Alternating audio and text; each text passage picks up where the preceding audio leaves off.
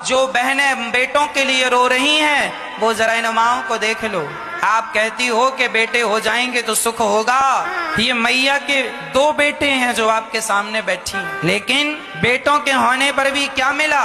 केवल बेटों से माँ को गाली मिली, सिर्फ गाली।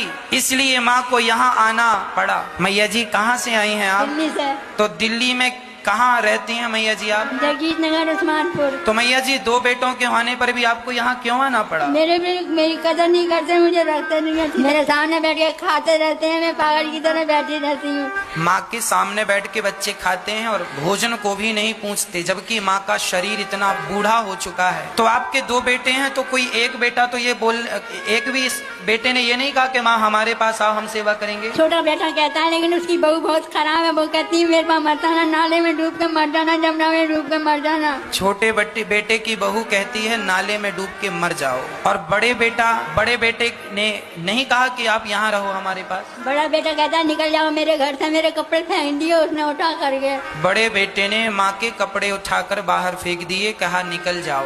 बड़े बेटे ने भी कह दिया घर से निकल जाओ। छोटे बेटे की बहू ने कह दिया नाले में कूद के मर जाओ। इस उम्र में जब ठीक से खड़ा नहीं हुआ जाता, इस उम्र में जब शरीर जर्जर हो गया है, तो बताओ फिर 2 बच्चों को माँ बाप क्यों पैदा करते? इसीलिए ना कि इस उम्र में ये सहारा